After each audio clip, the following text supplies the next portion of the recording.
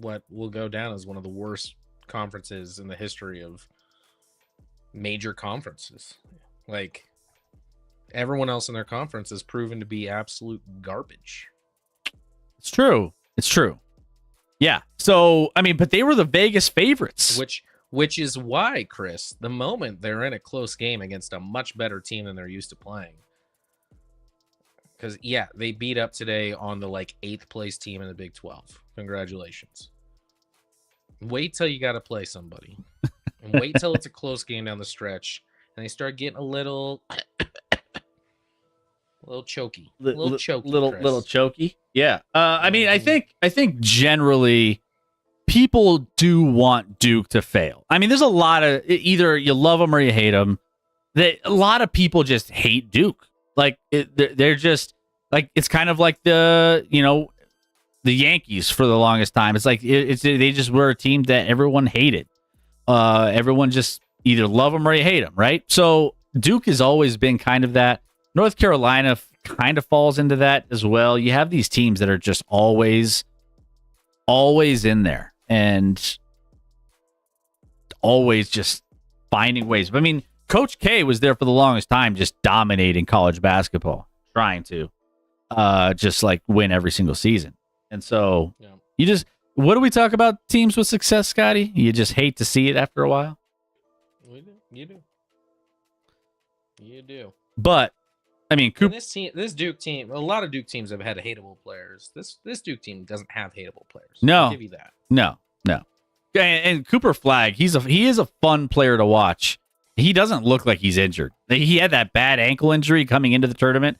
Didn't think he would play in the first round. He did play in the first round, and yeah, he seems to be good to go. Based off of what he's been putting out there on the court. By the way, from Michigan State looks like Pee Wee Herman. I don't think you mean Michigan State. I don't think Tom Izzo looks like Pee Wee Herman. Is that who you mean?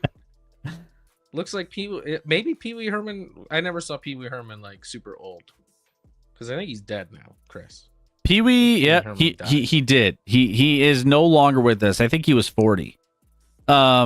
He is no longer here. That's correct. I can't close it on the Pee Wee Herman thing. I can't get there. What's up, Chairman? How we doing? There was something else. The Florida coach looks like a young Pee Wee Herman. Is it weird that I look at some of these? I've said this so far in a handful of games. There are some college players on these teams that look older than NBA players. There's some players out here. There was a guy, Oregon, one of their top dudes. They just showed him at the free throw line, balding on his head.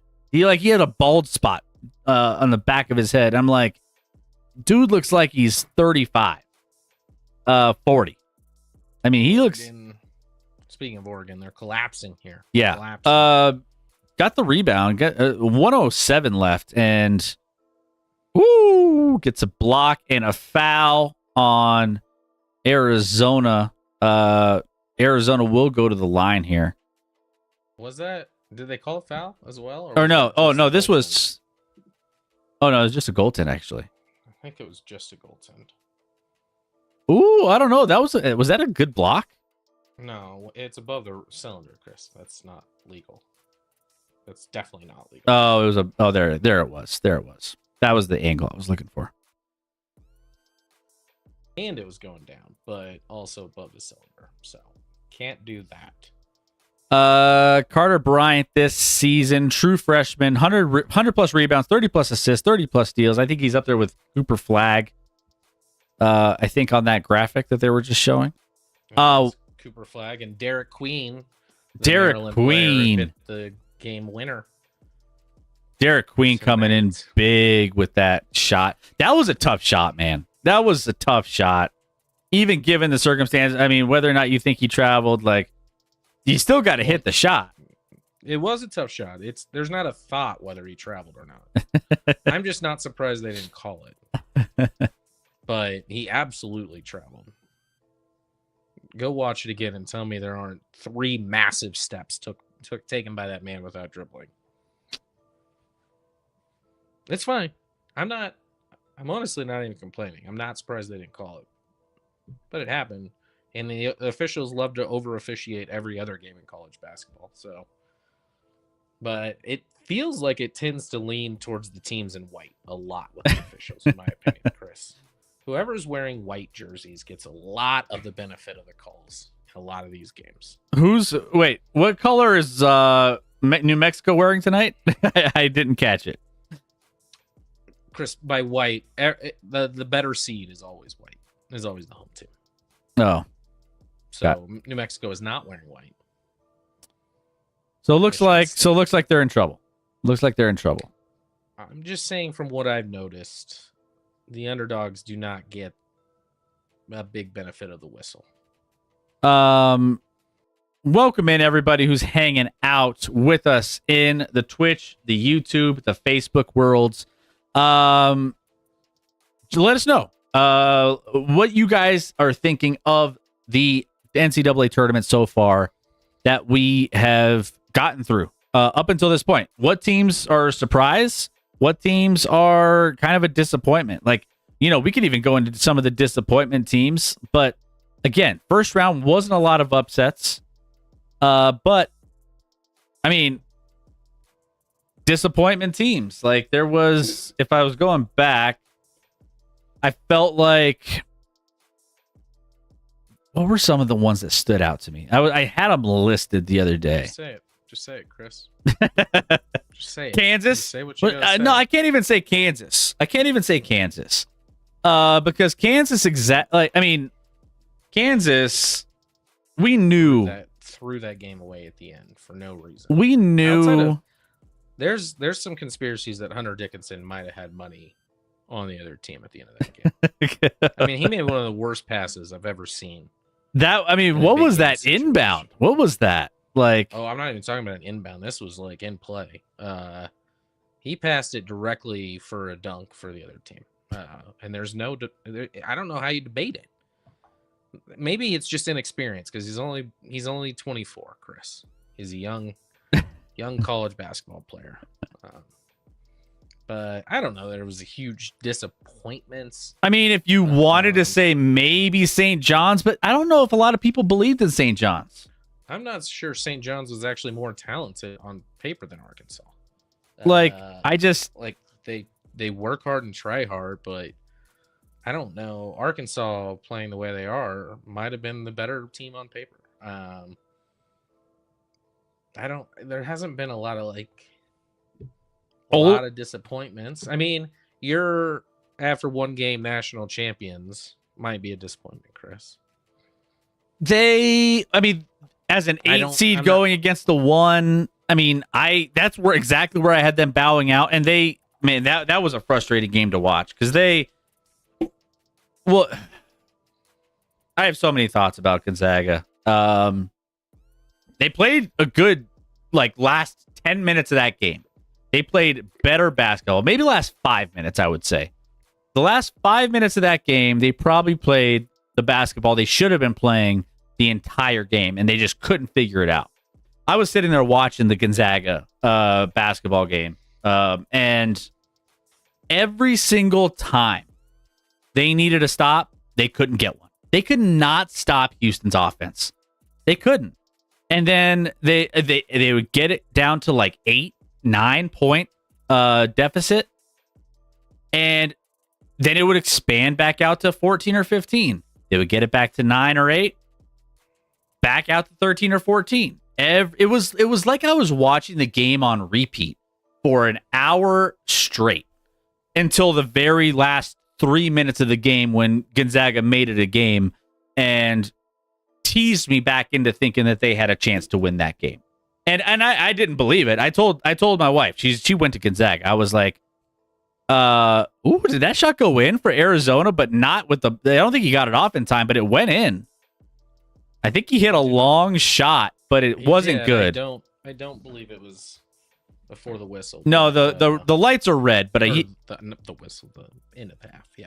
The lights were red. It's still a great shot. It's still a little trick shot. But They will go into halftime 42-38 with all of this game so far being nice and close at halftime. We'll take it. Half of runs. Oregon opened up on a huge run, lead to start, and Arizona with a even larger run. I think at one point I saw it was an 18-4 run for Arizona. So, gonna switch over to this Michigan State. Oh, look, they got a call. Yep, Michigan State going on right now as we speak. Michigan State. Now we're in a weird spot, right? Because we have our mother-in-law is all about Michigan State. She went there, but yeah, I guess she did go there. Yes. Meanwhile, I've always had an affiliation with New Mexico. All my family's down in New Mexico. I have cousins who graduated from UNM, and it's a big deal. So I was down there first, just going during the New Mexico first. What is it? The conference tournament that they won, or they won their game. No, they lost. I don't even know. When was this? Where are you? This was the Friday before we went out to Arizona, or the Friday night. So this was the conference tournament that they ended up losing. Actually, you went to the game or you watched the game? No, we watched the game. We watched the game. I thought you said you went. Maybe no, that's crazy. No, we watched the game from his house, and he was devastated. He was like, "We're not going to get in." I was like, "You're going to get in the tournament." He was like, "No, we're not going to get in. If we don't get in, I'm going to be pissed." I'm like, "You're going to get in." And sure enough, here they are in the second round playing Michigan State, 2-point game with 8:35 left, which is. And sure enough, one team's in the bonus with 8:35 remaining in the game. The other team's not close. That was a stupid foul. It was a foul on New Mexico. Really not smart. No. Yeah. Why do that? What's the goal there? But 2-point game, 8:35. Anything is possible here. Anything is possible. Michigan State 2 seed, New Mexico 10 seed, trying to get the upset. Again, not too many. And also too, we had the who was it?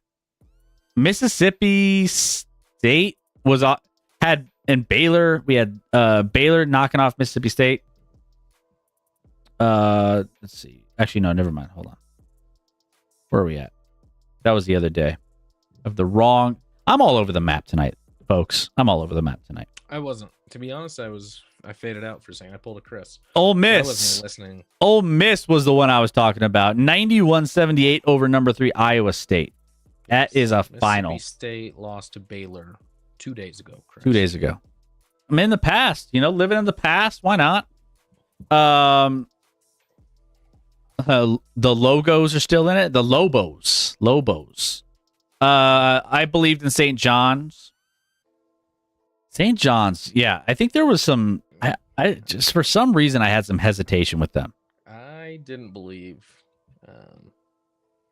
and I'm proven right as normal. Probably gonna win this other $25 pool when Florida takes it down. I haven't even checked to where am I in that $25 pool, Scotty? Where am I? Where do I rank? Because I feel like I'm doing well in our. There's only like 15 of us in. You're tied for 12th. Okay, I'll take tied for 12th. How many people in the top 11 have Duke as their champion? There are 4 people ahead of you with Duke. Okay, all right. Okay, so now it's just a little variation here. By the way, running back and forth, New Mexico playing at a higher rate here. Just up and down. They're a fast-paced team. Baby Patino coaching the UNM Lobos, by the way. And there's Patino in the crowd. Grandpa. Yeah, Grandpa Patino. He's at least 40. He is he rocking a scarf in there? Is that what that was? Is it cold? Is it cold in there? They got to keep the ice cold for the hockey game? What is going on? What region is this? This is the South region? Like, oh, crazy. Made 3 by Michigan State at the end of the shot clock there. Just as New Mexico had gained some momentum tying it. Michigan State seizes right back with a wild shot.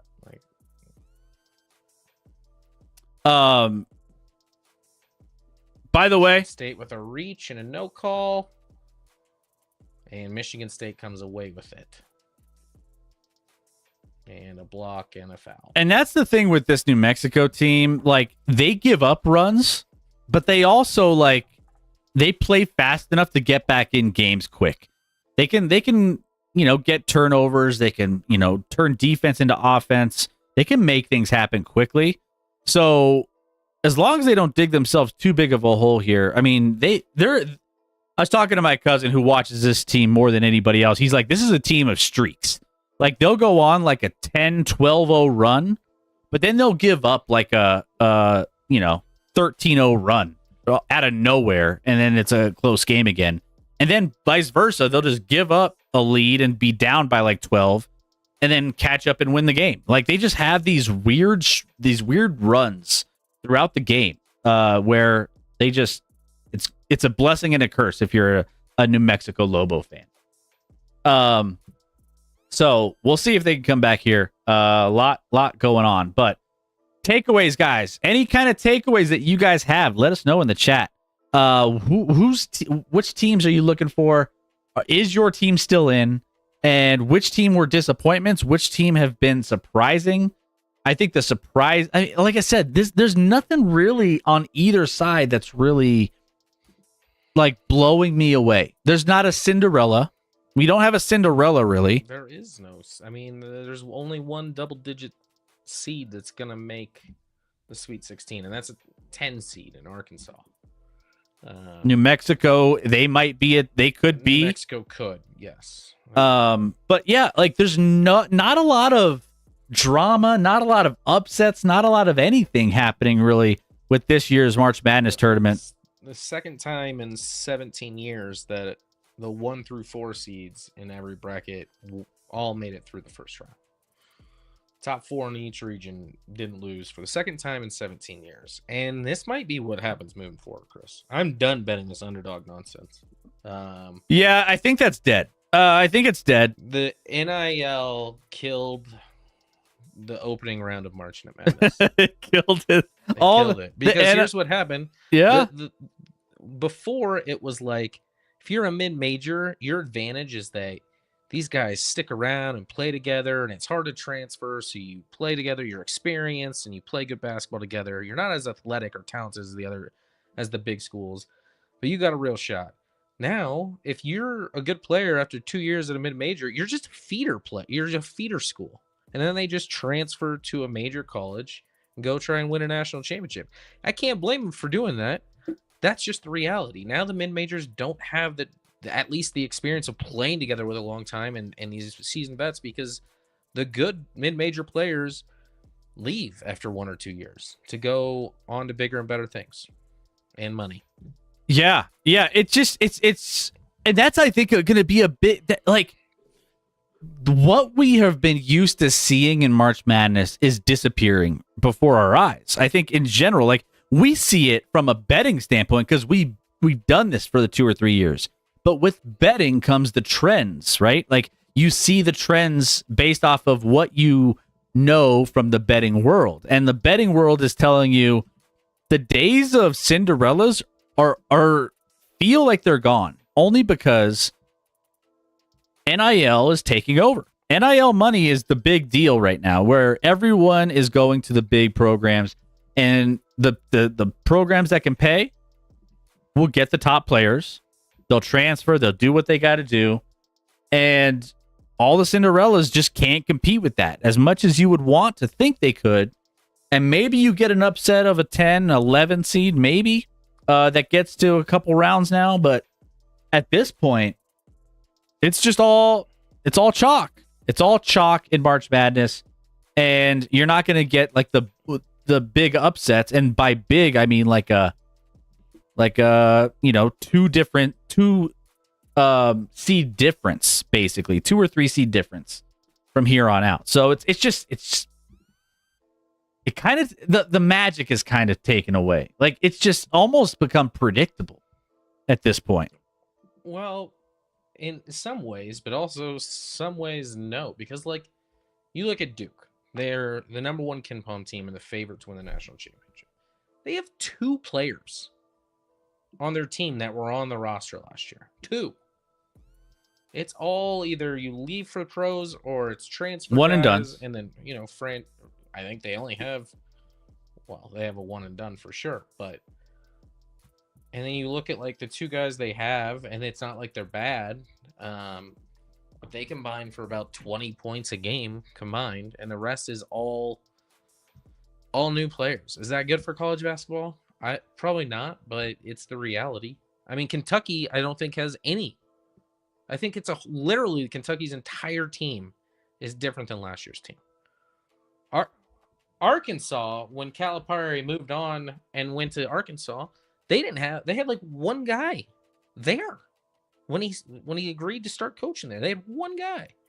Kansas is the same way. I'm not saying there aren't teams that do it. Part of the fandom is like, especially if you're a fan of like a good team, is getting to know these players and watching them grow year after year after year. Guess what? You can't watch them grow because if they don't play their freshman year, they're gone. And they're leaving. And all the phenoms, all the big time players are one and done. I mean, even that's the case before they even put on a college jersey. That's the case. We knew Cooper Flagg was going to throw on a college jersey once and then, have one season and then be gone. Like that's just how it is. I mean, he's just those types of players will never, unless they're incentivized somehow, some way. Maybe the NBA changes the way how college basketball turn. Like, I don't know. I mean, I've heard some things that Adam Silver is trying to do. That's trying to mix things up a little bit and make it so that college players will stay a little bit longer. But like NIL deals have affected things. I mean, the college landscape has evolved so much in the last 3 years that it's kind of crazy. Like it's. I wouldn't be quoting anything good from Adam Silver. Yeah, if he has an idea, it's probably a bad one. Dude wants to change the game to 40 minutes in the NBA. Like, what are you doing? Yeah, I mean, there's talks with all sorts of different changes that he's thinking about. That he's got some ideas, and some of them are interesting, some of them not so much. I think it's mostly not so much myself. But Steph Curry changed the game for the better or worse. That's up for debate, but he changed it. Everyone wants to be like Steph.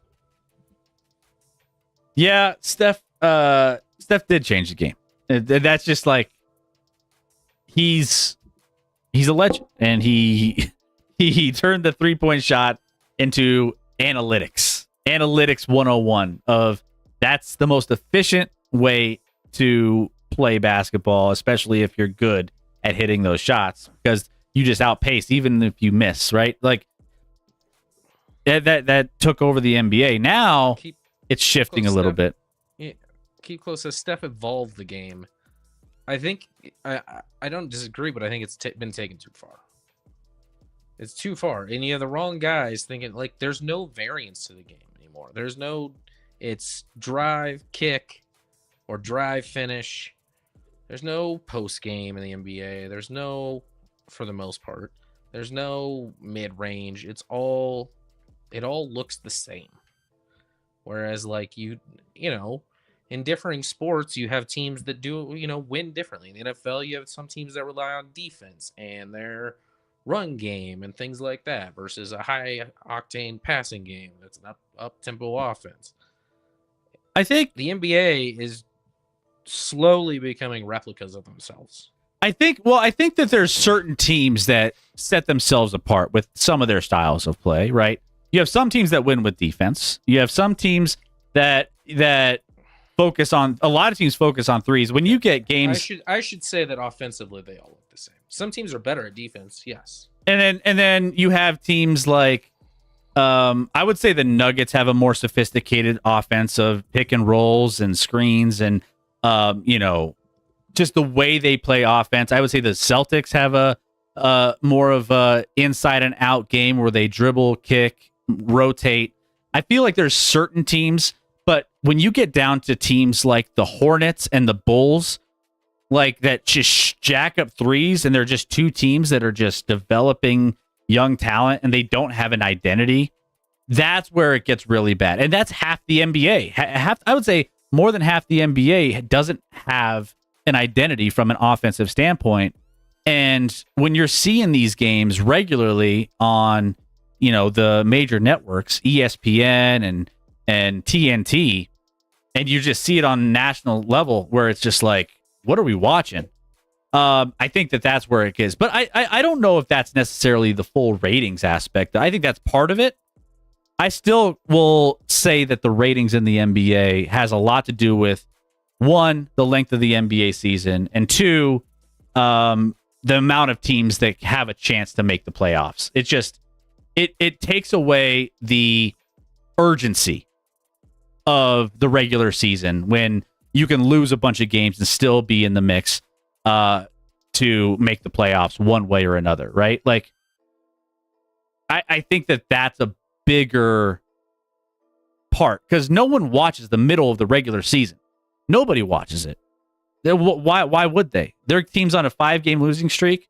That's all right. They'll be a top 6 seed in the end anyway, and as long as they make the playoffs. It's not like, it's a different dynamic. All right, so Keep Close is going off in the chat. Warriors run everything. Things. I'd say, he says, I'd say to the casual, maybe it looks the same, but to a ball knower, the NBA does not all look the same. There's a lot more unique complexity to each team's offense now when you look deeper. Which, all right, let's say that's true. Then he follows it with, except the Celtics, they run a cookie-cutter mediocrity offense and deserve to be scrutinized more. They're the defending NBA champions. You're telling me they run a mediocre offense and everyone else's offense is better and more complex and they just happen to win an NBA title? Those two things don't add up to me. I would say, so for me, I think Keep Close. You can hate that Boston attempts 48 threes a game. That's fine. And Keep Close hates the Celtics. Let's just be. Right. They won a fake title. Well, that is according to you and you only. I don't know why they run. Why it's a fake title. I will say rivalry in the NBA is, in any sport, I think, is kind of a big issue. We just don't see the rivalries anymore. I do think that there are like some kind of mini rivalries. I know that at least the Nuggets have the Minnesota Timberwolves as kind of a recent rival, but I wouldn't like. I can kind of agree with you on that. There's not the same rivalries that there were back in like the 90s and 2000s that, you had the Kings and the Lakers who were rivals. You had, just teams. I mean, Celtics and Lakers doesn't even really feel like a rivalry anymore. And that's one of the biggest rivalries there is in the NBA. And it just doesn't feel like that's a rivalry. There's no trash talk. There's no dust ups. There's no, you don't see it as often. So that's the issue that I have that I think is kind of a valid aspect. I mean, you need to have more of that for sure. Let's see. Run and do Code Yellow. Code Yellow. The 2 minutes left. New Mexico down 5 here. 63-58 right now. Let's go to the scoreboard here and check all the games. The biggest thing to kill the NBA was the foul calling and the hand check rule. Yeah, I mean, I think the foul grifting has been an issue.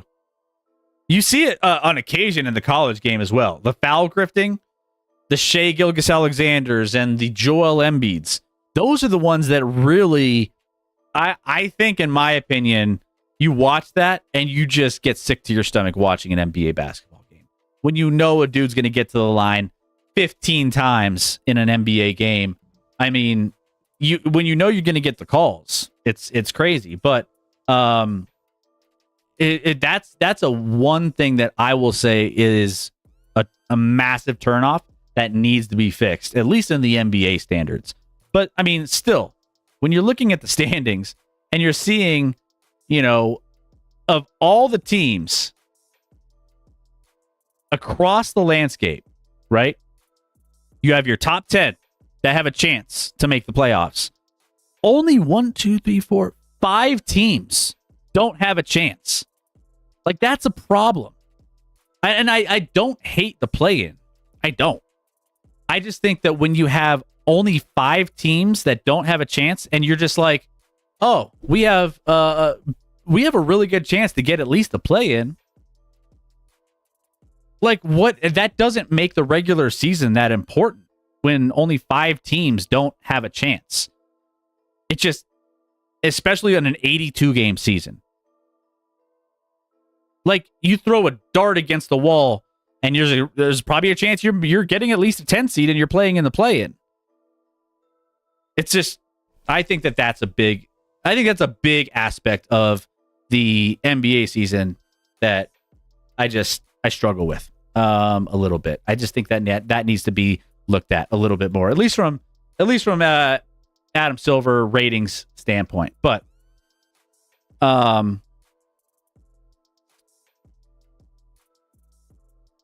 let's see. I think 8 was good, and it was a straightforward format. Yeah, I mean, if 8, you make it or you don't. Win enough games to be in the top 8 seeds. Like, everybody makes the playoffs these days. It's like, I could see if there was 20 teams per conference, or just, if we had 20 teams per conference and then 10, half made it, that's one thing. So yeah, it just it cheapens everything. All right, back to this game here. The New Mexico game. We actually are in the second half of Oregon, so let's go back to Oregon. Let's finish out New Mexico, Michigan State here. We'll just see how this half ends up closing out, because New Mexico needs to close the gap a little bit in the last minute or so of this game to be able to put themselves in some good momentum going into the second half. Lobos with who is it? Junior Joseph. Junior Joseph coming in 16.6 rebounds so far in the first half of this game. Like what he brings, and there's a couple dudes on this team that are kind of fun to watch, but not a lot of big names. 61-68, 7-point game. Yeah, I mean, a lot has to go right here. And I'm going back to another point that I forgot to make when I was talking about Dan Hurley, because free throw merchants and whatever. So I was watching that in that game, and there was probably, I forget exactly, it was a timeout with, I don't know, less than 20 seconds left, and I think they were down 4, and Florida was inbounding underneath their hoop after a made free throw or something, made basket, and in the timeout I saw Dan Hurley say something. I watched him mouth something just fall over, and he did this kind of flop thing. And then that very next play out of the timeout, both of his UConn players fell over and took a dive trying to get an offensive foul on the inbounds play immediately. So don't tell me about you being some upstanding citizen and you're getting screwed by the refs when you're trying to cheat the game by telling your players to take a dive. That, I get your job as a coach is to win at all costs, but that annoys me. Have some integrity. Don't tell your players to take a dive to hope you can trick the refs into a call. I hate that. I hate it. Well, and then he's after the game criticizing the refs for. He's criticizing the refs, which doesn't even really like. You're trying to bait the refs into a bad call. So you're encouraging the refs to try to make a bad call or a call that is just an egregious one because you're doing some weird things with how you're trying to coach your players, and then you get pissed off at them when they don't do what you want. Call and called it on UConn. But Dan Hurley's kind of the guy that, like, I mean, the Gonzaga played UConn early in the season. And I'm sitting there watching, and I'm like, this dude is the most annoying guy to watch on. Like, if you're watching a UConn game, he's halfway out on the court yelling at a referee or his player or he's talking trash to opposing players as they're walking to the bench. He's talking to the crowd and doing like hand gestures to the crowd. He was doing this in like the 8th week of the season when they were playing Gonzaga, and I was like, what? This guy is too much. Like, I get that you won some hardware, right?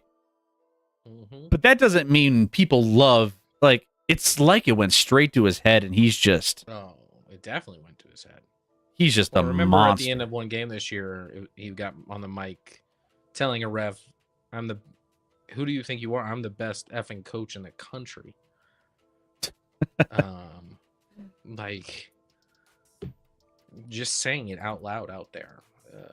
Even if that's true, dude, have some, like, I don't know. Humility? A little bit. A tiny bit. And why does that matter to the official, whether you're a good coach or not? How is that the officials? Why does he care about that at all? Yeah. Yeah, it's crazy, man. I can't. He's not my cup of tea. He's one of those guys that, like, if he's coaching for you, you're just like, it's like Sirianni. When remember when Jalen Hurts had to go up to Sirianni and be like, "Hey, man, calm down, like, chill out." Like, when your star player is telling you to calm down, that's what I feel like UConn players probably need to do to him, and just be like, "Dude, come on, man, chill out." And then they get benched probably. But yeah, officially over in the New Mexico fight with Michigan State. And that is done. Moves on. And now we just have, and Arizona's opened up. I think they had a 4-point lead at half, 12-5 run to start the second half, opening up a double-digit lead on Oregon. After Oregon got off to that hot start, all of a sudden they find themselves down 11 and need to regroup here. Yep. Oregon, I know, is a team that is very much in every single game. They will have at least a 5-minute stretch where they won't score. They just forgot. It's like they've never played basketball before. It's crazy. Yeah. I think there's a lot of teams in college basketball like that. Yeah. But, Oregon, it seems like every game has a stretch that's just difficult to watch. Real quick, I want to go back to the let's go ahead. I want to switch over. Here's the ending of the Colorado State. So Derek McQueen in the Maryland game, this was where he hit the game winner as time expired. You'll see him in the top of your screen as he gets the ball. 1, 2, 3. Yeah, can I slow this down? 3. And to be clear, Chris, the rule in college on traveling is different than the NBA. Hold on. All right, it's different. Okay. Let's do. All right, let me do the playback speed, half speed. All right, so we're watching this half speed. All right, so he picks up the ball there. So left foot. This is where I'll go ahead. Oh, right foot, left foot with the ball, another foot down. So it's the gather. It's the gather on the dribble. And that's where, Chris, in college basketball, the rule on traveling is different than the NBA. There is no gather. in college basketball. Gather does not exist in college basketball. The official rule is different than the NBA rule. Now, I'm not surprised because look, even watching that live, I didn't necessarily notice it. But by rule, it's a travel in college basketball. But for a ref to make that call in that big moment would have been a tough deal as well. So I guess, but here's the thing: if it's the right call, it's the right call. for sure. It doesn't matter if you. I mean, you're gonna look at it and be like, okay. I mean, I'm curious what people are saying underneath. State hit him on the arm or something, they would have called that. I mean, let's look at the comments here. Traveling, but I guess it doesn't get called in college either. There's a lot of travel threads. The comments in here. He walked. Travel. He walked. Like, I mean, here's another replay of it. And to be fair, these aren't Colorado State fans because there aren't that many out there. There's not a lot of Colorado State fans. Not exactly a juggernaut. No, they're not. The basketball program. And so that's what it's like. They do have one of the best coaches in the country, I think. Medved has been sensational. Medved's been incredible. I'm terrified that he's going to go somewhere else soon, if not immediately. I mean, so we'll see. Chat, all you guys who are live out there in the chat. I mean, yeah. I mean, is this? It's 3 steps. It's 3 steps. It's 3 steps. 1, 2, 3. But like, that is in fact a travel. He walked. Everyone in the chat. Everyone in the chat. It's crazy. So it was a tough shot, and he made it. So yeah. So there you go. Yeah. By the way, Michigan State second Sweet 16 in 3 years there for Michigan State as they end up advancing, beating. That's a weird accomplishment to brag about. That's a strange. That should be like a pretty typical thing for a team like Michigan State. It's kind of a weird way to put that. But hey, here we are. So they're on a streak of 1 consecutive Sweet 16 is what that's telling me. Basically. Okay. Cool. You are correct. But welcome in everybody who's joining us on Facebook. Everyone, what's up, Joe in Twitch? How we doing? Good to have you here. What's up, guys? I think the rule is 4 steps now. Maybe it's 4 steps. Apparently, that's what we're doing now in college basketball. Who knew? Speaking of consecutive Sweet 16s, Gonzaga had a shot to break the record this year. Gonzaga already tied with a couple teams. It was like Duke and North Carolina or Kentucky at 9 all-time consecutive Sweet 16 bursts. And unfortunately, Gonzaga, I think they probably would have made it potentially if they had a better regular season where they weren't an 8 seed. Because I think they were playing much better ball at the end. So, but unfortunately, they had to face a 1. Well, and Houston took over. I think they had a streak going into the Sweet 16. I think they have like a streak of 5 now. Yeah, I think those were the 2. It's either 5 or 6 now, where they were like the 2 longest active streaks. Yeah, so both college basketball, both Gonzaga and Houston were the longest streaks, and they one of them had to come to an end. Unfortunately, Gonzaga didn't quite get there at the very end of that game because they couldn't get a stop. They just couldn't stop Houston from scoring ever. So it was just a frustrating kind of situation. All right, let me switch back because we got our Arizona Wildcats and Oregon Ducks game going on right now. And that is in the second half as we sit right now in this one, 56-47, with a 9-point lead for Arizona over number 5 Oregon. But yeah, let's scroll through some more Twitter, see what else other people are saying in the Twitter world. A lot of New Mexico, Michigan State, since that just finished. Also, you always love this too, right? Anytime there's a random player getting a scholarship in them, you ever get those heartfelt moments when you get a random player that is deserving of a scholarship gets one at the end of. You see that more in like football than you do in basketball. But yeah, they're bringing it over. They're bringing it to the college basketball world. Usually, if a guy's getting like minutes at all, he's on scholarship in basketball. Typically, yeah. Did you see the?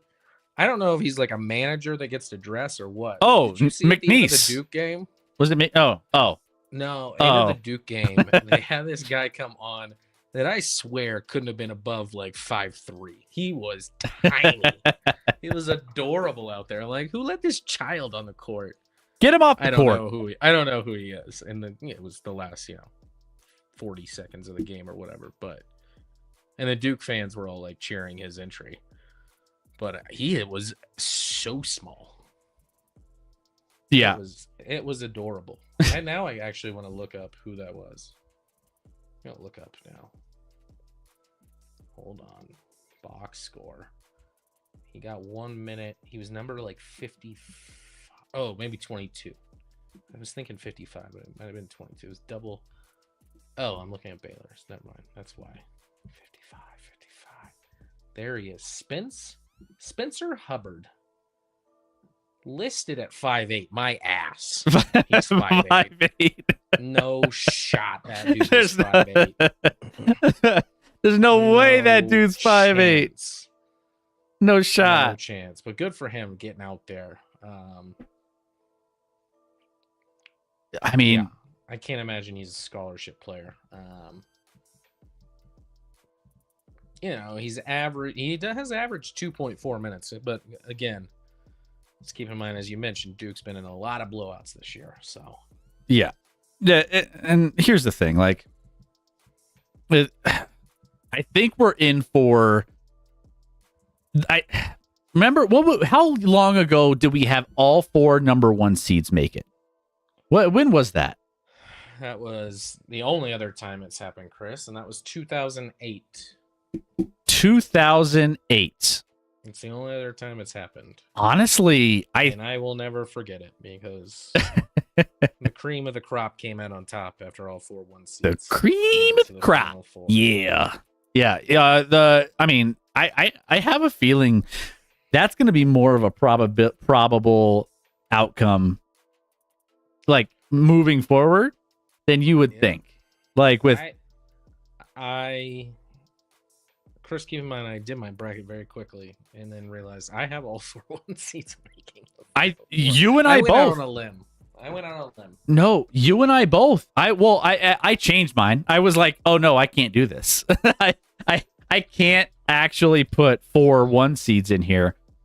It just doesn't happen very often. But the way this college basketball landscape is going, it's only a matter of time before that's more of a common thing.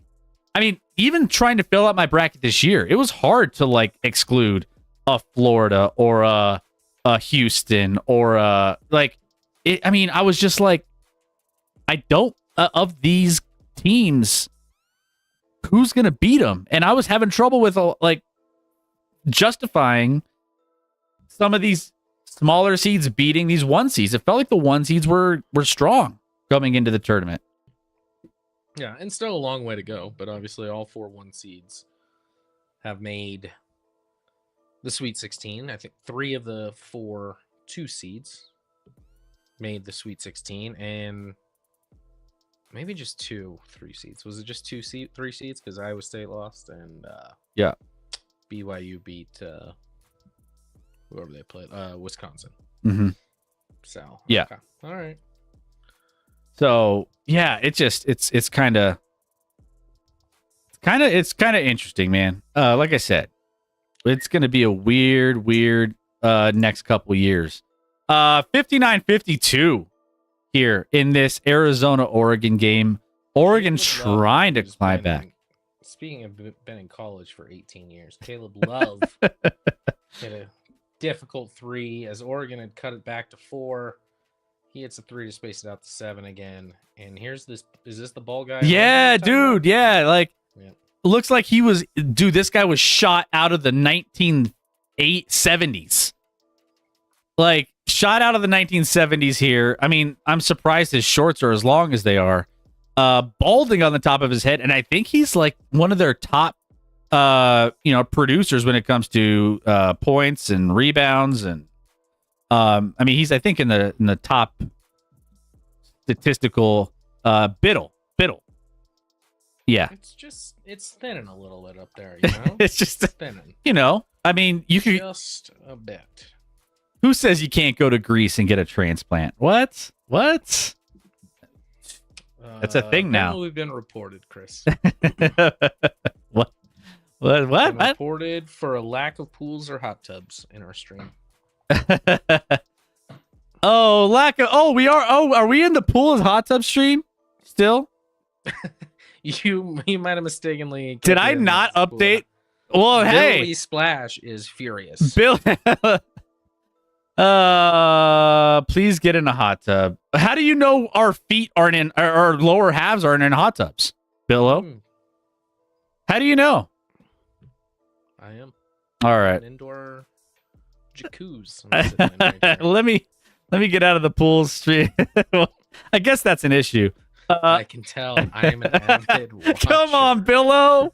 Wow. I don't know what that means about you, Billo. I don't know, but hey, I mean, likes watching hot tub streams, Chris. I mean, Don't judge. I'm an ad. Hey, I give you props for throwing that out there, Billo. I mean, not everyone will admit that. So, hey, my man, I'll take it. Congratulations. It's good to have you here. For the time being. Yeah. Well, I guess we're if viewership goes down, better switch back. Yeah, what's up? I don't do it for myself. I took an oath. Oh, okay. I don't know what an oath to whom? I don't know who did you to what cult? Yeah. What? Or what individual? I need details. Did you take said oath to. I need details ASAP. Let's hear him. Oh, did you see this? In this Arizona game, guy has a wide open dunk for Arizona. He bricks it, keeps one hand on the rim, and tries and goes back and grabs the ball and dunks it back down. Oh, by the way, not allowed. Not legal. That's the kind of shit you did when you were in like they lowered the rims when you were in middle school, and you tried to do everything you could to get a cool dunk, and you smoked the dunk. That is.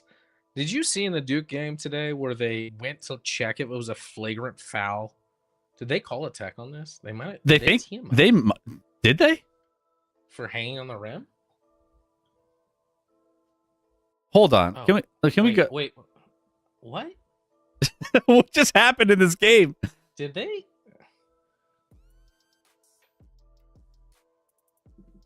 They must have called a T on him for hanging on the rim.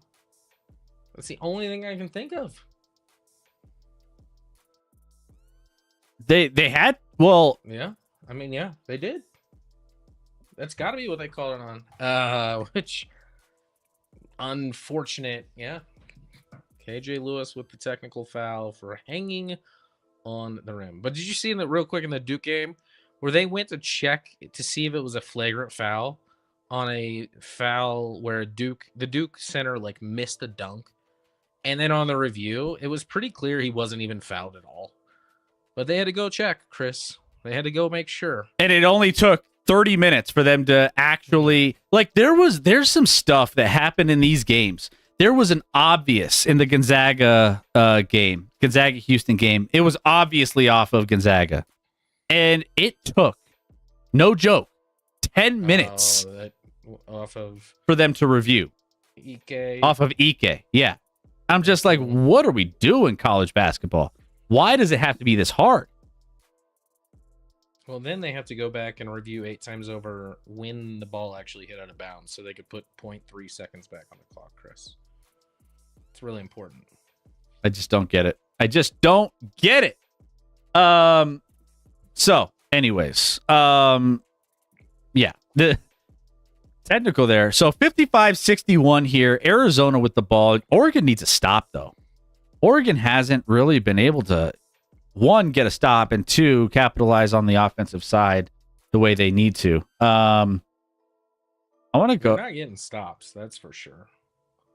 They're not getting any stops right now in this half. Um, Arizona's getting everything they want. It feels like. Um, Oh, that's goaltending. Yeah, yeah, yeah. So you guys have any predictions for Sweet 16 games? I mean, I think as far as the predictions go, I would say, um, I mean, going off of my bracket of what I put already, let me pull mine up real quick. We'll take a look. I like Auburn to beat Michigan. I mean, I kind of like the 1 seeds to all win. One regardless seeds of who wins here. I don't should love all any of the 4-5s that much. I don't think there's a super. I didn't even think there was a dangerous 4-5. Like usually there's 1-4-5. You're like, oh, that team is a sleeper and could really do some damage. I don't really feel that way this year. Some of those 2-3s, like Kentucky, Tennessee, is going to be a really good matchup. I think BYU has a shot against Alabama, but that's an athletic mismatch, so we'll see. I hope Texas Tech beats Arkansas, but I lean Arkansas on that one, to be honest. I have Texas Tech beating Arkansas in that one. I think that, I mean, Texas Tech is kind of a sneaky team that I think has a chance to maybe surprise some people. Tennessee, Kentucky will be a good game. I do lean Tennessee in that one. Those are like Tennessee. I feel like this just maybe our moderator Rec, who didn't show up for work today, would tell me different, but I just feel different about him this year. Houston, but I agree with you. All the 1 seeds should advance past the Sweet 16. And then I think then you're getting into a weird spot. UK has beaten UT twice this year. You know what they said, Chris? It's hard to beat a team 3 times. Hard to beat. Hey, that's true. Yep. Houston playing a semi-road game against Purdue. Yeah, it's in Indiana, I think. I just think Houston's a far superior team to Purdue. I don't think Purdue's very special. They escaped in the first round. I mean, Purdue's team isn't as good as they were last year. And I think Houston... No, not even close. And I think Houston didn't... I mean, they lost a couple dudes, but they didn't fall off as much as Purdue did. So... Purdue got a 12 seed McNeese in the second round, so they haven't exactly... Purdue would have lost to Gonzaga. Let me just put it that way. Yeah, I agree. If Purdue would have... If Gonzaga would have advanced, if they would have somehow pulled off a miracle at the end of that game, I would 1,000% bet them to beat Purdue in the next round. I think that they would have had enough to beat them. And then who knows? Maybe that would have been a deep run, but I just don't believe in Purdue. And then you go to the upper side. Duke, I don't think would have an issue with either Oregon or Arizona. The Alabama BYU, I think BYU kind of feels like a mini Cinderella-ish. But some people love BYU. I think their luck runs out, but it's just stacked. It's very top heavy with a lot of the 1 seeds.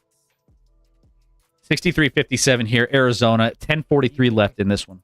Even when Oregon gets an Arizona miss, there's Arizona right there for the offensive board and a foul to head to the line, a hard foul. So Oregon's got to figure out something. If they're going to win this game, they got to start figuring out something of an answer on the defensive end, because right now they don't have anything going.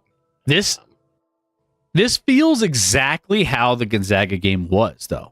Like, every time Oregon makes a run, it feels like Arizona shuts the door, or just puts up points, and then Oregon just can't get stops. This is exactly what I watched yesterday. And I think Oregon will maybe go on a run here, but it's just it's like you're watching the same thing on repeat in this game.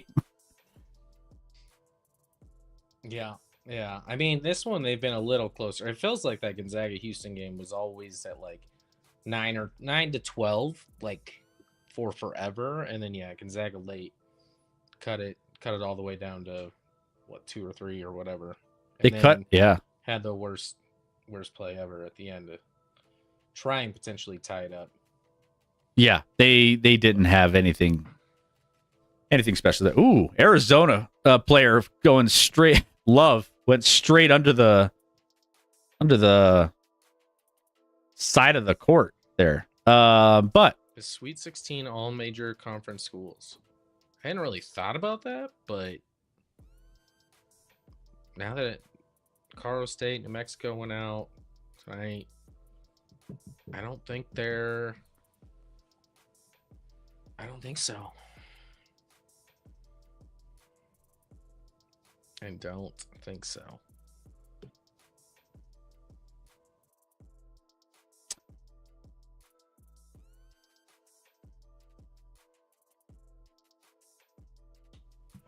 One. Hold on. I will be right back.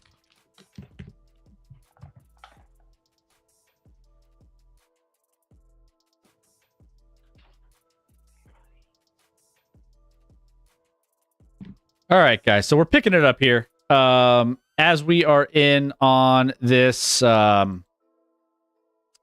this game, we're just hanging out, talking with you guys, enjoying a little bit of this March Madness. What has surprised you? What is something that you are keeping an eye on as we are going through this second round of the NCAA March Madness bracket? Definitely love to get your thoughts, whether you're on Facebook, whether you're on Twitch. I have no idea if we're on YouTube at this point or not, but hey, if you're there, great. Love to have you. Can't remember the last time that happened. The last is the Big Ten, Big Ten or Big 12. 4 SEC, 4 Big Ten, 1 ACC, 3 Big 12. All major conference schools. Let me double. Yeah, so you have Auburn, Michigan, Ole Miss, Michigan State, Florida, Maryland,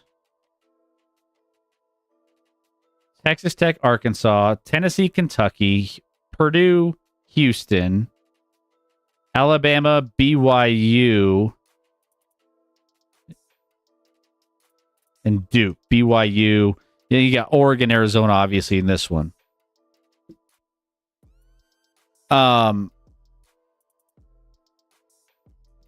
So yeah.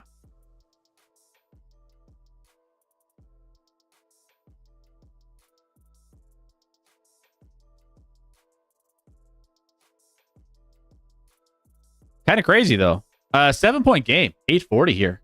We have a really, really interesting one. If this is the last game of the night, ladies and gentlemen, Arizona still holding off Oregon, but looking at the landscape, it looks like, yeah, a lot of big major conference schools left. Kind of crazy.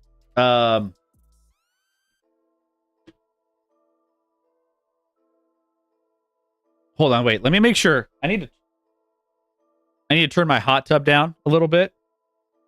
Turn my hot tub down. It's getting a little too warm for me. Sorry guys.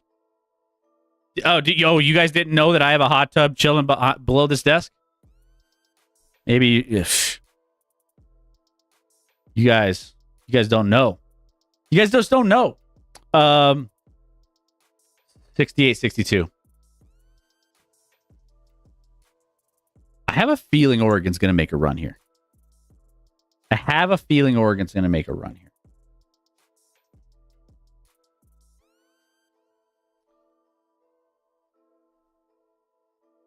By the way, my final four: Auburn over Texas Tech, Duke over Tennessee, Duke beating Auburn. That's my finals there. Still all intact. Still feel good about it. Got some work to do, though. Oregon, we're doing some work here. Down low in the post. Biddle with a hook shot. Old school basketball, man. Biddle shot straight out of the 70s with a nice little hook shot in the lane.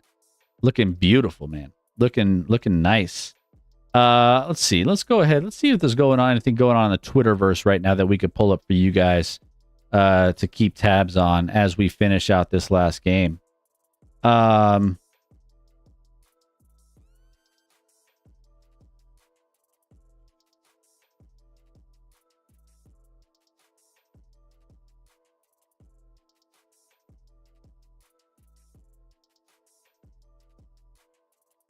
64-68. Anybody's ball game. Got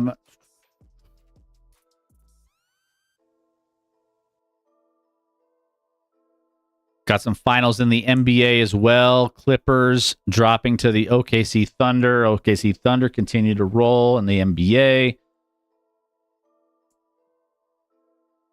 Pull up.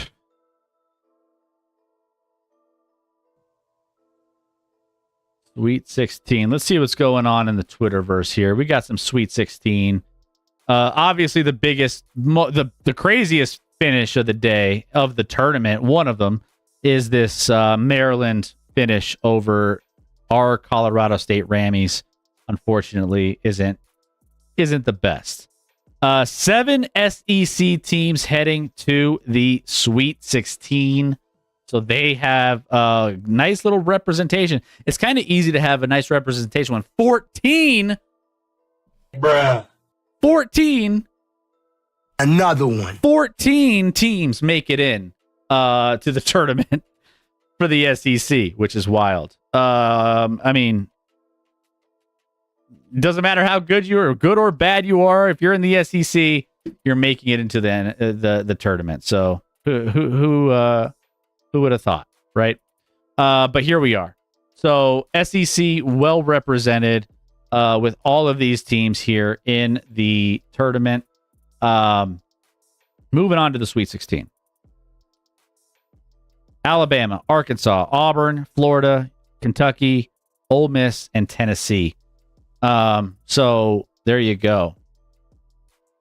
16th Sweet 16 for Michigan State under Tom Izzo. Tom Izzo, obviously, legendary coach, getting his boys back in it. 16th for them.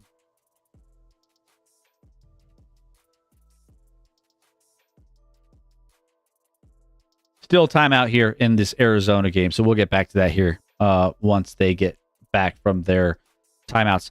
And as this game gets lower, guys, it's like, this game is almost over. There's only a handful of minutes left in this game. Like, it's going to be over quick. Nay. No, it will not be. We have another hour and a half left of this game. Just how it works. Just how it works, people. But glad you guys are joining here with us. 50% of the SEC and 50% of the Big Ten teams that made the tourney made it to the Sweet 16. It's just crazy, Wags. It's crazy. It blows my mind that 14 SEC teams made it to the tournament.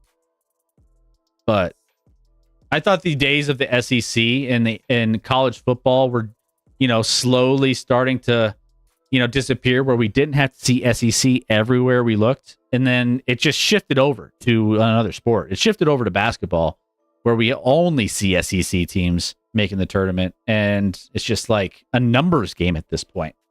That's all it is. It's a numbers game.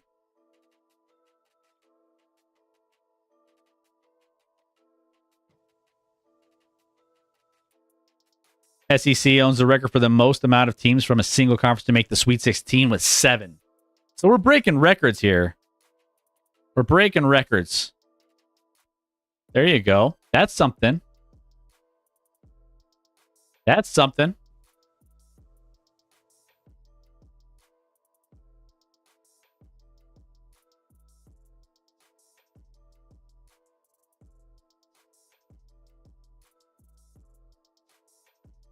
Oop.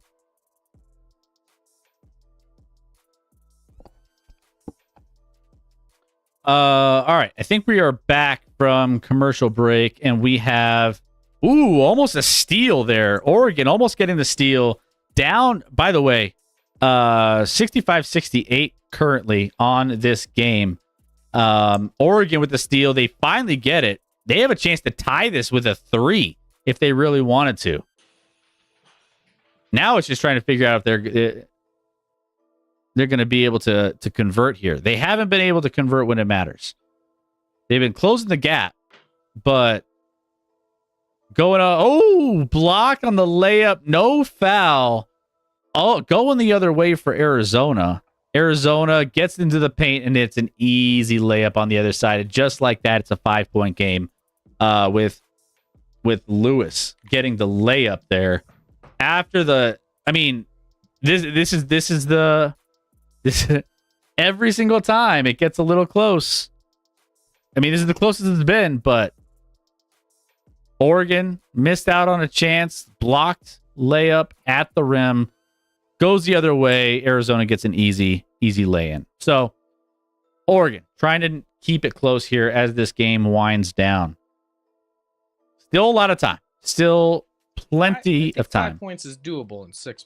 Oh, yes. Minutes. Oh, yes. It's just been very difficult for Oregon to chip away at that lead. Yeah. And Biddle gets a nice little finish at the rim.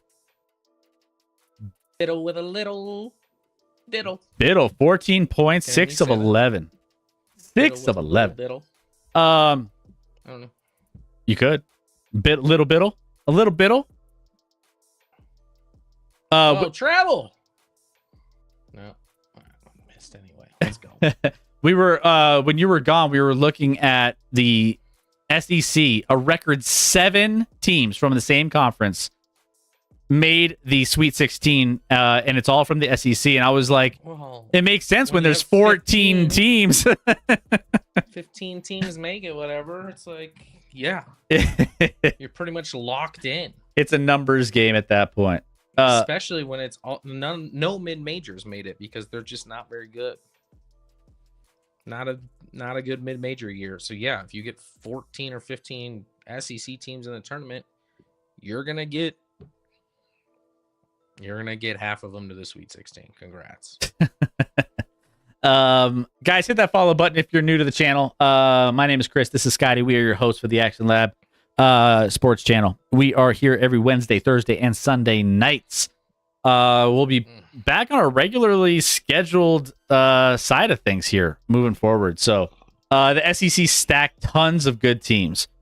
Says, hey, what's up? I'm not saying they don't have good teams. I'm saying it was absurd that many teams made it. Expa, what's going on? How we doing? Good to have you here. Who's your team and where you're from? Like to get to know you a little bit. Who do you have winning the tournament? Did you fill out a bracket?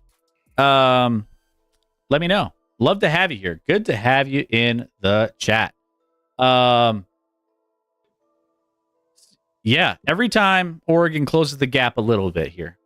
Every time it's got to get stops. That's the name of the game. Arizona to get 4-0 when scoring 70 or more points. 0-2 when under 70. So wait, what is that's 6 games, Chris. I didn't see that. Let me go back and see what it. I don't think this is our 7th game of the season. Last 6 games. Okay. Last 6 games. They've already got over 70. So the trend is Arizona should win this game. If that trend continues, that's what's going to happen. Come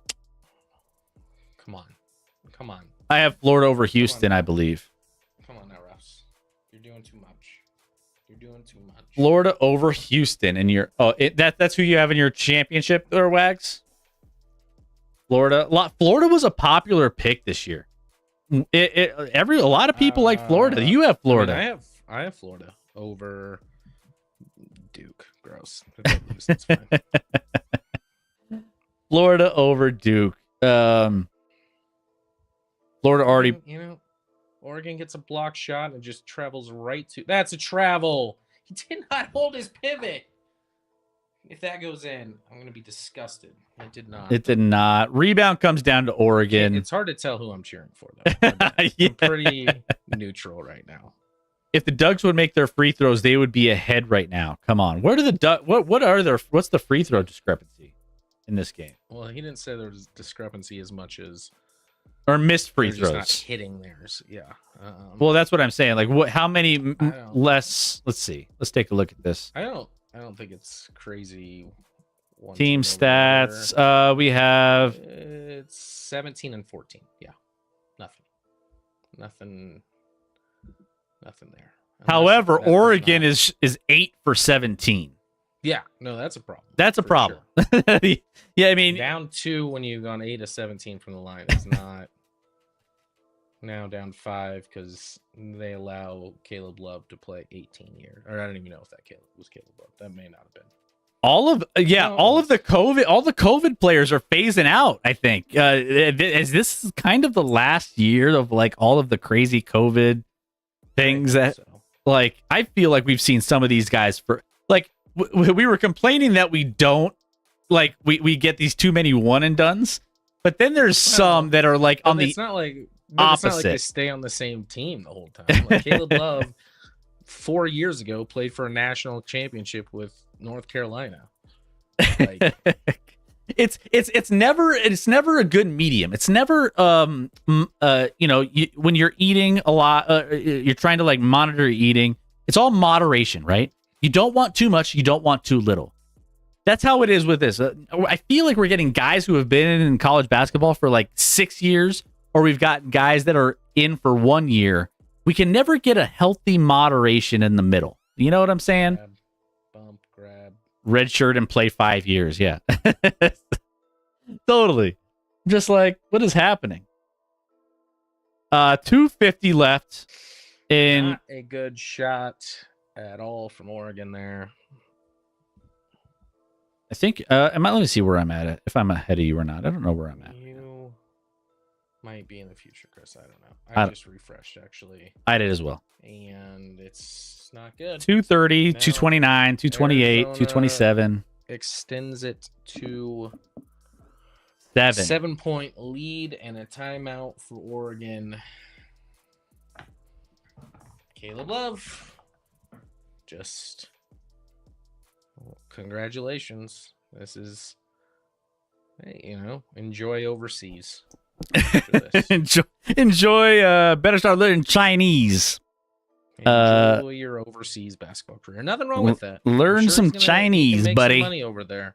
But it's not going to be in America. Yeah. A lot of, hey, this is the time where you're going to be getting an influx of U.S. college kids going to play overseas. I mean, it's just part of it, I miss only college athletes in college for 8 years were BYU players. The Mormon missions. Hey, Yeah. Part of it too. By the way, all you Facebook people, how are we doing? Good to have you here.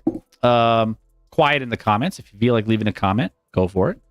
This is the first time we've ever streamed on Facebook.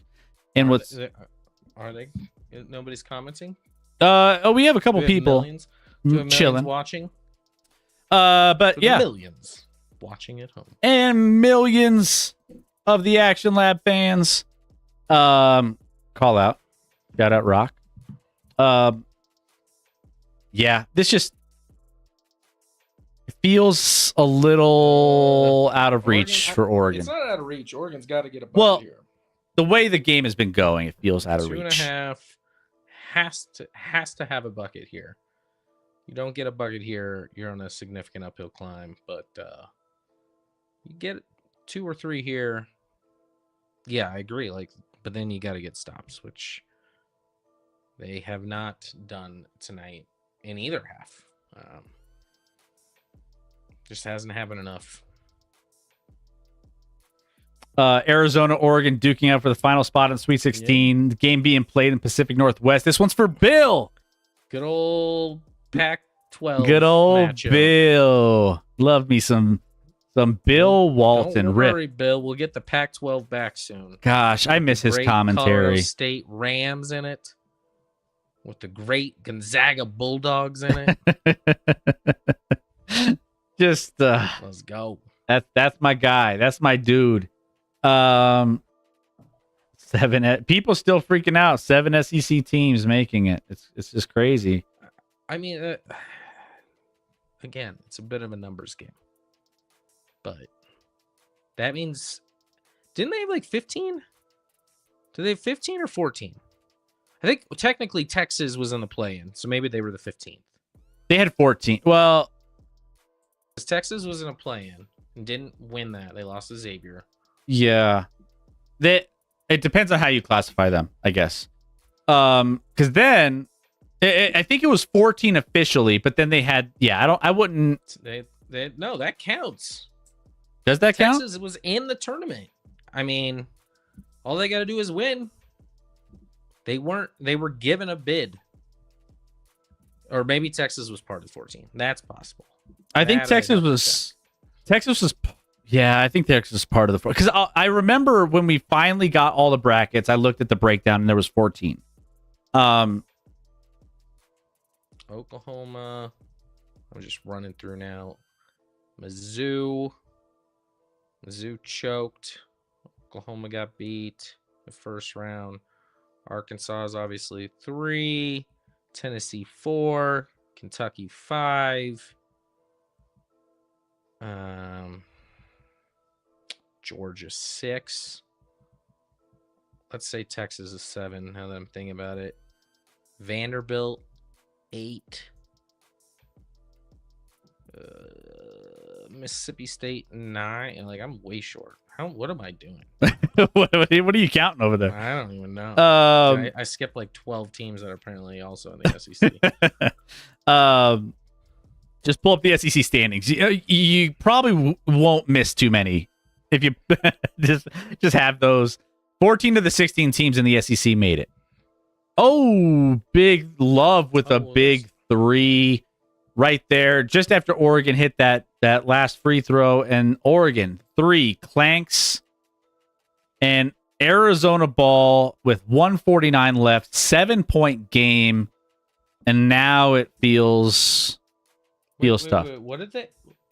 Hold on, I wasn't even watching because I was counting all these teams.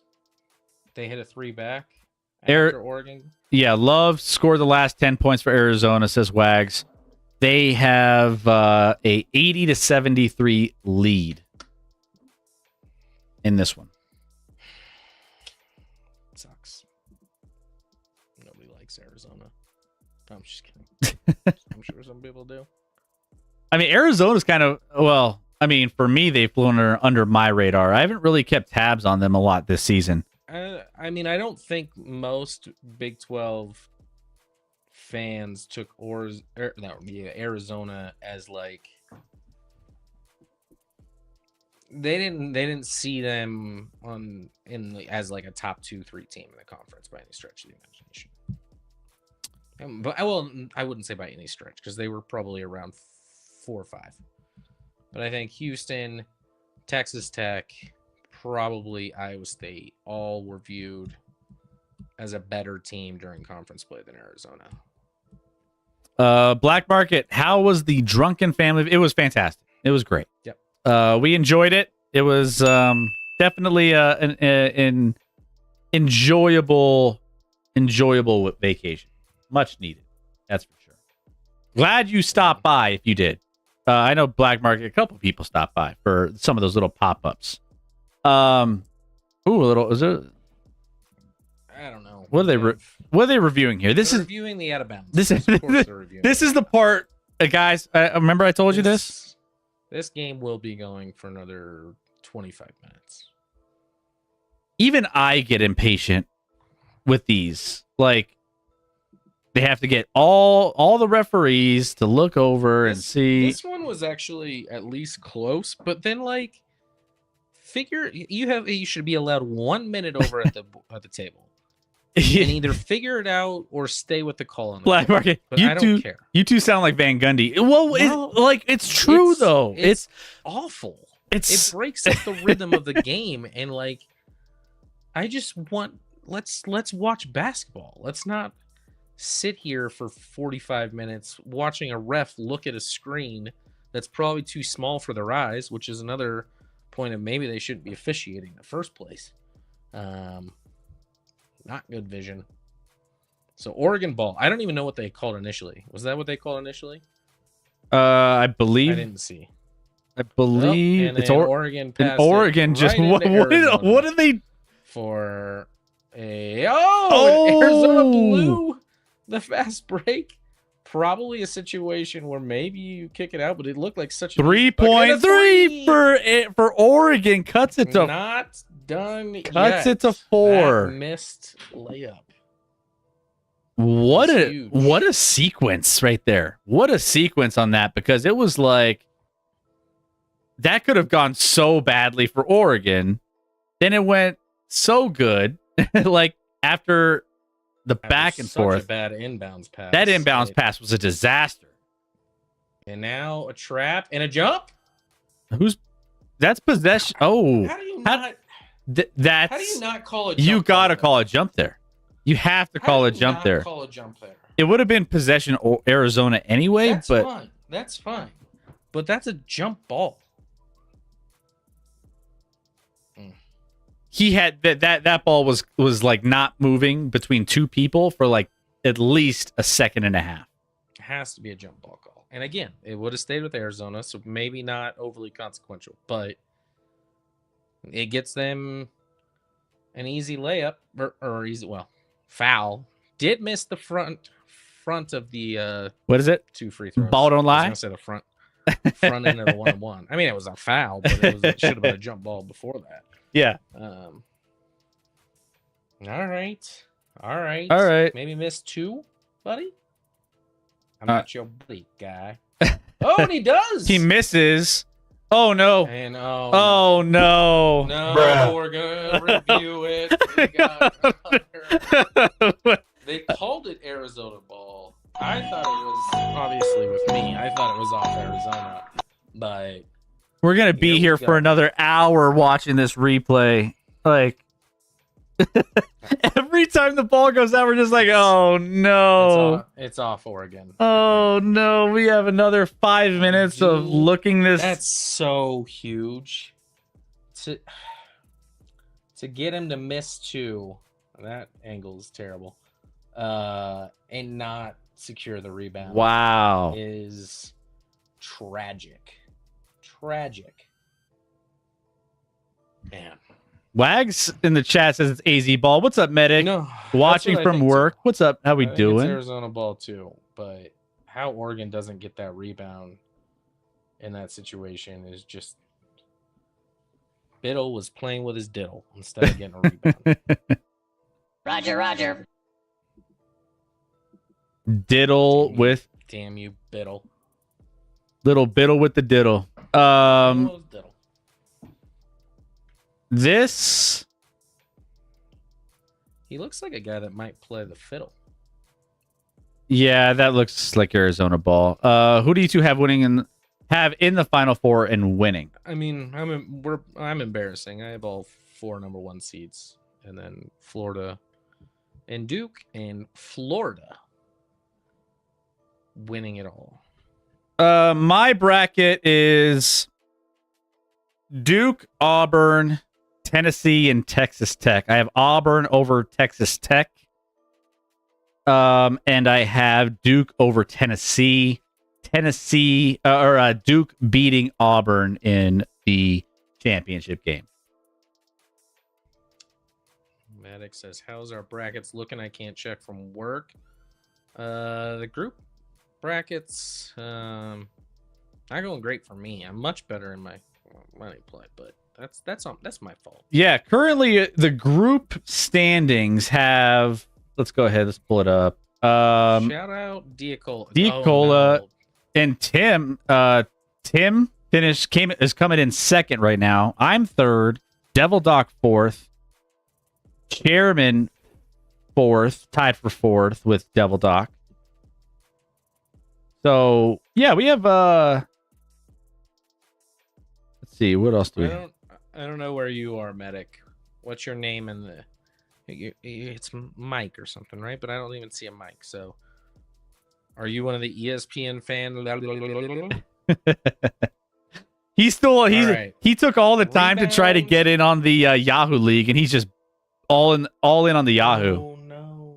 Oh, Oregon in the paint. Diddle. Ooh. Diddle cuts it to 2. Let's go. We have a 2-point game. Clock. Let's go. Inbound for Arizona. They got to call a timeout. Okay, timeout. How many timeouts do we have? They have one more timeout after this. Left. Oregon's out of timeouts. Oregon. I just missed it. I want to say that maybe Arizona's not. Maybe Oregon's been fouling recently, so maybe they are. But are they in the double bonus? Yeah, that's what I want to know. Well, are they in a 1-on-1 situation? I think know on the GameCast where to look for that. Well, either way, the fact that Oregon has closed this gap, this is the closest this game has been in a long time. So it's coming down to the wire. This does feel a lot like that Gonzaga-Houston game from yesterday, where it's just like it's coming down to it when it really matters, which makes this game super exciting. I mean, regardless of how this ends up turning out, it's definitely going to be a lot more exciting for the people watching at the end than the people watch all the way through this game, because it's been consistently like a 6-point games, 6 to 8 point game this entire time. So you guys are in for a treat this last 49 seconds. That's going to probably end up being over a half hour in real time. Let's just be real. Medic, are you BMP fanboy? Is that you? Fanning out, fanboy. Guys, I filled one out. You just need to join the group. At this juncture, I don't think that's a possibility. I don't think they allow people to join groups after the brackets started. But I too would like to join a group and just make a bracket. Just a fresh slate. Just a fresh slate. Why not? I wouldn't give myself a perfect bracket. Don't they do second chance brackets starting at the Sweet 16? Isn't that what they do on some of these outlets? And trap here. That's Oregon ball. That's Oregon ball. Wow. This is the problem is we got excited. I'm almost but we're going to be very upset that this is going to take another 5-minute review. The Arizona guy didn't complain. Oh, it's definitely off Arizona. Oh my! Well, it's still going to take 5 minutes. It could be the most obvious call ever, and it's going to be a 5-minute review. Call ever. That better be a 5-second review.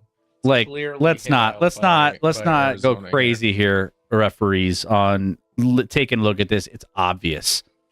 Like for things like this, they need to have somebody upstairs in a booth somewhere saying, "Hey, no, we're good. I got you." The NFL clearly does that now. NFL does that. Like I don't know why you have to have 2 referees come over. They have to go through the whole process. Here's the problem. They're probably checking the clock as well, Chris. Because with 45.5, what if there's actually 45.8? Gene Steratore can do it. That's right. My man. Gene Steratore. Maybe the easiest job in all of sports. Gene Steratore. Congrats to him. Congrats to Gene. Has to chime in like once or twice a game and just agree with whatever the announcers have already said for the most part. How much do you think Gene makes to pop in on a broadcast like this? Too much. He's probably, dude, he could do that at home in his underwear watching these games and just like chime in. They have him on, mute. All right, here you go. All right, Oregon ball. Let's go. Down back. 2. We're back. Down 2. Oh no! Another one. Another one. Another one. Another review.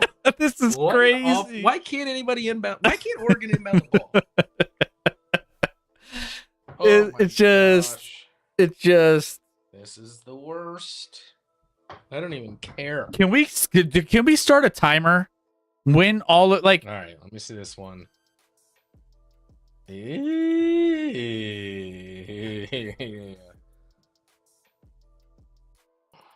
That is. Oh, you know what? That's off Arizona. I think the Oregon player missed the ball and hit his arm. Could have been a foul on Oregon, but he missed the ball and they didn't call a foul, so I think it's off Arizona. It's off Arizona. Yeah. That's off Arizona. That replay is very telling right there. So it's going to be Oregon ball. But we're having we've had 3 out of bounds reviews in the last of game time, like what, 3 seconds of game time? That's taken over 15 minutes probably. I don't know if I'm exaggerating. I feel like I am, but it feels like it's been 15 minutes to go 3 seconds. Keep the ball in bounds, boys. Let's keep the ball in bounds, please. I mean, come on. They were blatantly holding Oregon on the inbound, so got back. Go back and call that too. Yeah. Listen, hey, I want Oregon to win, so I'm all about this. Oregon basketball. Okay. We're back. All right. Let's see if we get another one. I want to know where AZ guy got them gold shoes. We got some gold kicks out there. We got some. I'll call him after. Hit him up. See what he's got. Hit his pager up. Good to have all you guys here hanging out with us as we finish this game. If you guys are watching us on come on, Ducks. Facebook, drop us a comment. Hit that like button, whatever. Also, if you're on Twitch, good to have you here as well. We're also on Twitch, twitch.tv/ActionLab Sports. No. And then Arizona comes up with the ball here. I would have probably waited to try and foul to see if they could get it across half court, but then you had to foul there. But they fouled right away. Now we're playing the free throw game. This wasn't that bad of a look, but he missed by a lot. He missed by a mile. Yeah. I mean, that barely grazed. I mean, the Oregon Duck mascot in the background was just like in despair after that shot went up. Well, they're not even in the bonus yet, so they have to inbound this one more time. And then it is a 1-and-1. Obviously, Arizona able to substitute and put in all their best free throw shooters. But still, we'll see here. Yeah. Inbound play, easy. Inbound, Arizona gets it to midcourt. Foul called, and we will have the seasoned vet going to the line, I believe. Wags. Caleb Love is number 1. Caleb Love's 1. That was 0. I get confused. You know? Numbers are hard. Number 1 on AZ with the gold kicks. I don't know why I don't love Arizona coach's face for some reason. It's not his fault, actually, on that one. His face is just not. He was a Gonzaga assistant, Gonzaga guy. Yep. Gonzaga assistant. All right. First free throw up and makes it. Net. All right. Bradley with the first end conversion on that one. Noonan, miss it. Come on, boys. Big dummy, you. Come on. Was that a good one? I liked it. And missed. Short. Rebound comes down. Oregon off and running here. And let's see what ends up having trouble. Gets into the paint and layup. 2. Cuts it to 1. 10.6. All right. I don't hate that. That's 10 seconds is enough time where you can take a 2 there. 10.6 seconds. Inbound for Arizona. Struggling. Timeout.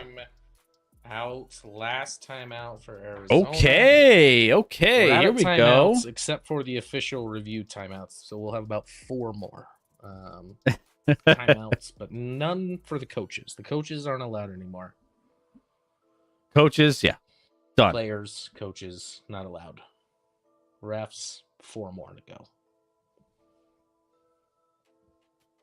Let's go ahead. Let's take a look at some Twitter action, see what's going on around the Twitter world. Caleb Love haters right now. Looking for him out there. Caleb Love just dominating. People throwing some love at Caleb Love right now. We got some. We got the shrug. I don't know. Let's settle down. I mean, come on. Let's all calm down. He's had a nice game. Oh, here's what he looks like in North Carolina. So there's that. Yeah, that was 7 years ago, Chris. So he looks quite a bit different now.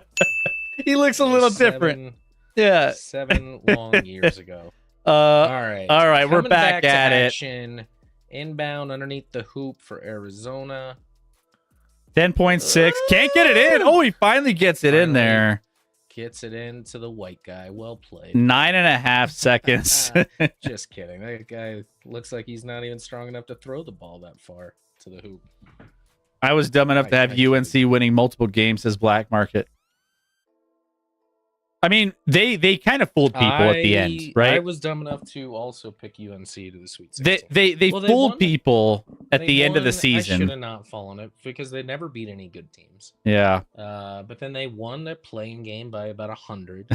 So I was like, all right. You fell for it. It was a trap a whole way. It's a trap. As an 89% free throw shooter, so pretty good. Thought that would jinx them. It did not. Ready for Arizona to foul if they up 3. That looked like his mom. I mean, that's one of the strategies, Wags. I mean, you just got to be careful. You got to be careful. And when do you do it? How early do you do it? It's so tricky. But it's going to be 3-point game here. By the way, it's coming. So. I don't know for sure that's coming. Some coaches have different philosophies on it. All right. Well. Yep, they fouled him before. They fouled him at half court. So. That guy should have immediately chucked the ball. Yeah, he should. You have to time that. If you see a guy coming at you, a guy purposely grabbing at you, chuck it to force the refs to be like, "What do you want me to do?" He was shooting. How would you feel though if you're like that defensive guy? You're like you know that he knows that you're gonna come over, and you let him jack up, and you just throw your hands up, and you let him jack up a half court 3, and then it just looks great on you and looks terrible on the shooter. 5.7. He made the first. Yeah, it does look bad. Do you purposely try and miss here, or do you make it and hope for a turnover or foul game again? 5.7 is long enough to go the length of the court, so it's not. Like it's a lot of time. Yeah. All right. So he made it. 1-point game. 83-82. Arizona, call a timeout. Call a timeout. Let's call a timeout. You have Chris Webber. You have another one. Another one. All right, here we go. Arizona inbounding the ball. They've been struggling. They've been struggling to inbound the ball.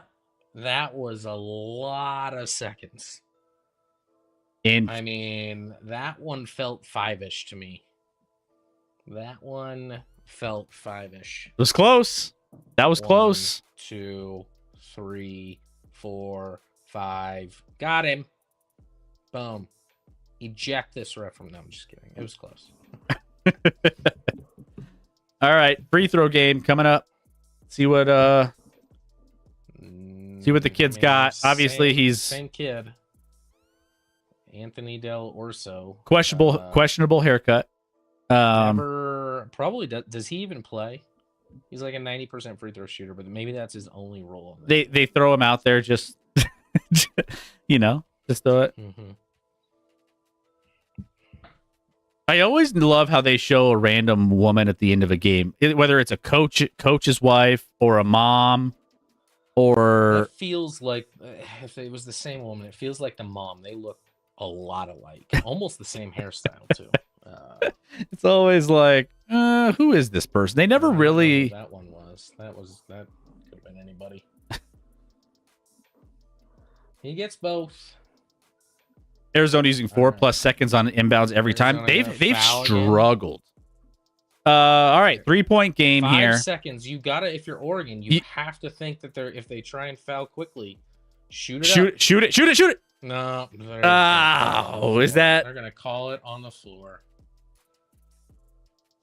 Our boy Jokic gets into this thing all the time too. I mean, we see this all the time in Denver.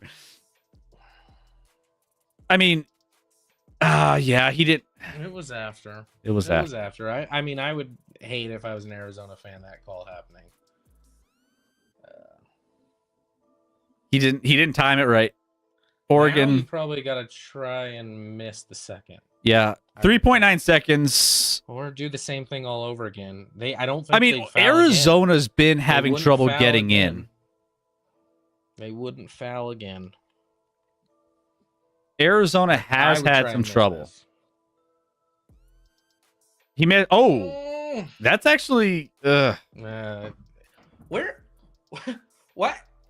Why didn't they have everyone crashing the rebound there? The Oregon just didn't go in. They had a guy that was the guy who ended up fouling. It felt like drop back to be ready for a kick out three or he just didn't come in at all. No, he just didn't come in at all. Number 9 to have everyone crashing in, and he's just standing outside the 3-point line. Number 9 didn't come. If he crashes inside. In after that was tipped back like that, he would have had the momentum, and he would have probably got that board and a shot to potentially tie it up. Now it's over. I mean, obviously, you make 2 here, and it's definitely over.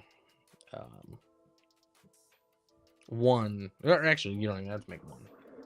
And there Probably it is. over. That is the game. Sorry, Oregon. Oregon fans looking distraught as this game comes to a close with 2.2 seconds left. And Arizona will be moving on to the Sweet 16. Line was 3.5, says Wags. No shit. Line was 3.5. Any last second shenanigans from a betting? Ooh. Oh, off the rim. Almost Almost hit the rim. And there Weirdly, it is. He had like 2.2 seconds, so he didn't need to immediately chuck it up, but he did anyway. And there it is. It's Arizona, official. Consecutive Sweet 16 appearances for the first time since 2014 and 2015. Advanced to play Duke, so their tournament run has come to an end. Correct. Them being Arizona. Yep. And they will not beat Duke. Duke will. I will cheer for them against Duke, as I do all teams, but they won't beat them. And here we go. There it is. Arizona returns to the Sweet 16. They have advanced, and we are all set. So yeah, that's where things end here with this game. So again, some takeaways that we had in this one were, well, in this game was just the fact that, yeah, Oregon just couldn't quite get the stops when they needed them throughout the game. Uphill climb that whole second half. Never were tied or in the lead in that second half, and it's tough to win when you're never tied or in the lead in the second half of a game, Chris. It's really hard to win if you don't. It's kind of difficult. Kept it close throughout and made baby runs here and there, but overall couldn't get it done. And congrats to Arizona. And the Ducks had a decent year. I don't know how high their expectations were. And they've had some off years recently, so decent year for the Ducks. Yeah, decent year. The fact that they, were competitive in this one, able to close it, keep it close at the end. Caleb Love. Oh, keep it close, huh? Keep close. Yeah, that too. I'd like to sneak that in. Little recap on leading scores for the Arizona Wildcats. Obviously, Caleb Love, 29 points, 9 rebounds, 4 assists, and a steal for Arizona. Then you also have Shellstad on the Oregon side, 25 points for the Ducks. Biddle, 16 points, 11 rebounds as their tournament comes to a close. So that gives us a Sweet 16 all locked in, and we have, like we said, a record 7 SEC teams. But let's roll these off here, the matchups, and let me know in the chat, in the comments, and Facebook, what your favorite matchup is moving forward. But we have number 1 Auburn against number 5 Michigan, number 6 Ole Miss against number 2 Michigan State. Ole Miss, I would say, is the bigger surprise so far. One of the bigger surprises. I think there's 2 6 seeds, Ole Miss and BYU, who are on to the Sweet 16. Florida and number 1 Florida, number 4 Maryland, number 3 Texas Tech, and the number 10 Arkansas Razorbacks. Number 10, that's the lowest seed. Well, is it lowest or highest? Lowest seed left. It's tricky at times. It's tricky, yeah. You know, it's kind of like when we say it's all downhill from here. Like, wait a minute, is this week downhill from here? Like, in what way? Tennessee, number 2 versus number 3 Kentucky in their in the Midwest matchup, and then Purdue and Houston, number 4 Purdue, number 1 Houston as well. BYU, number 6, is taking on Alabama, number 2, and we just confirmed Arizona in to play number 1 Duke for the number for that top spot in the East, or that higher spot in the bracket in the East.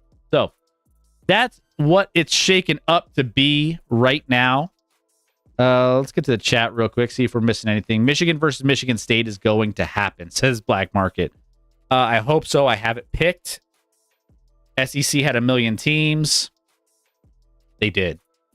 For the first time in NCAA history, the Sweet 16 will be comprised of only 4 conferences, the fewest ever, and it's the 4 biggest leagues: ACC, Big East, Big Ten, and SEC. So, yeah, a lot of chalk, a lot of big conferences, a lot of big teams are represented in this bracket, and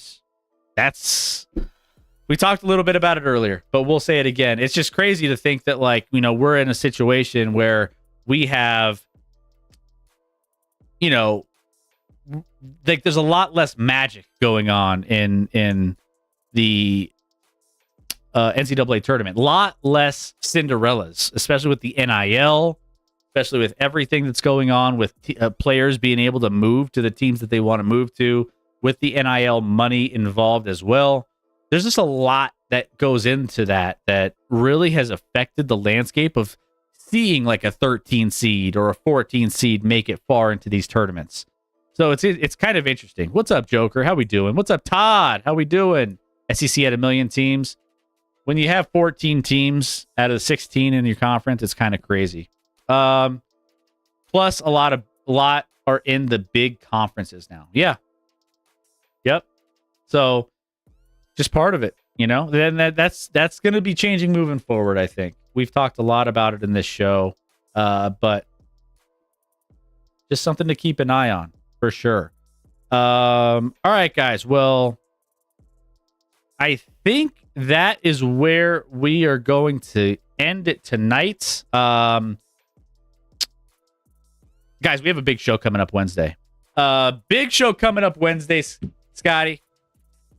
It may be the biggest show we've ever had. Let me see. Hold on. Let me see if I got your audio. 1 second.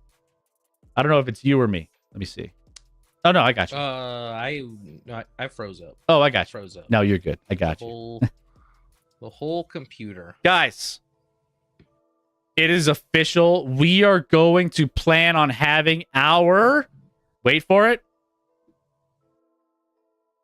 MLB concession stand food review this Wednesday.